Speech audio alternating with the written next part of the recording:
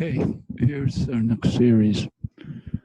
Now, when you look at a series, you have to begin, if possible, to at least suspect if it's going to diverge or converge. That's helpful in many cases.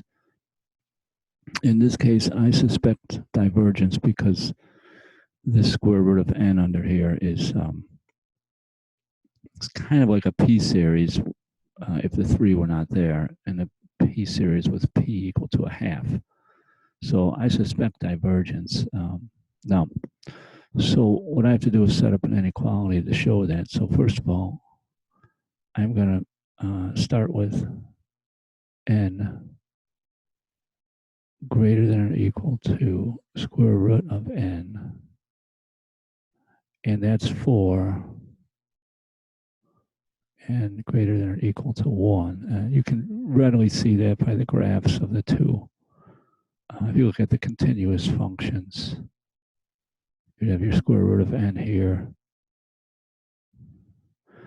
and this would just be n, if it's continuous.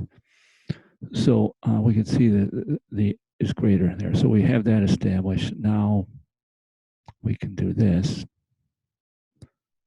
n plus 3 less than or equal to square root of n plus 3. And now we're ready to turn it over. Now we have this.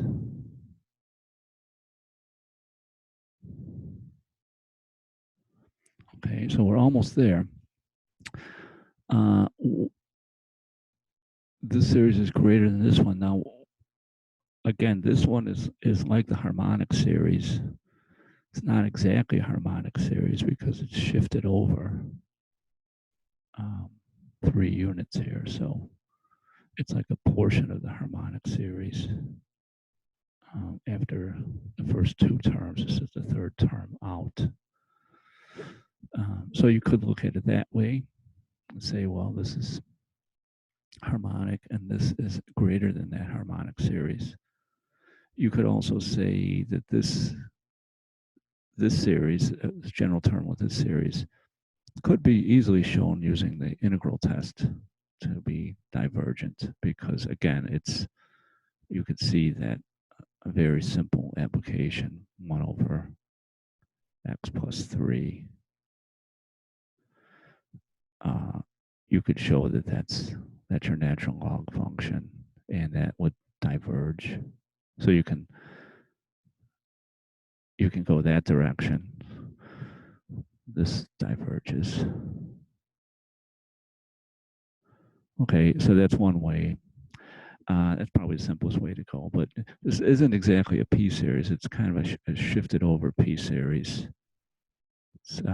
In a sense, it's like this series, 1 over n, but n starting at 4. So you could consider it to be, if you just looked at that portion, this is still divergent. It's a divergence p-series because it's this series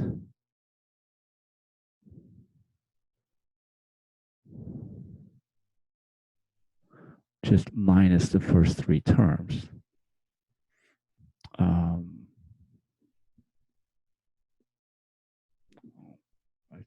see that this is this minus 1 minus 1/2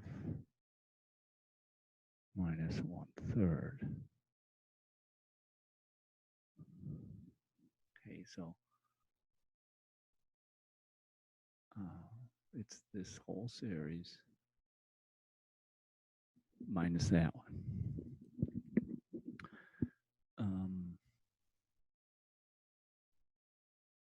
So remember, this begins at 1 over 4, then 1 plus 1 over 5, and so forth. So you could write it this way. And you can see this is a divergent series. By subtracting a few numbers off of it, is not going to make it converge because it's heading out to infinity anyway. The sum is heading to infinity. Subtracting a few numbers won't change it. So that's a loose argument. But technically, you can't say that this is a p-series because you need to shift it over a little bit. This is in the form of the p-series, less a couple terms.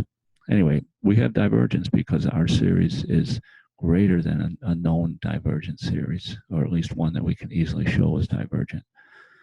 So was this faster than just using the integral test on this thing? Well, maybe not, but the work in the problem is in here. Sometimes you have to set up the proper relationship in order to establish what you want, and that's where it takes a little bit of work. Anyway, we do have divergence by the direct comparison. Okay. All right.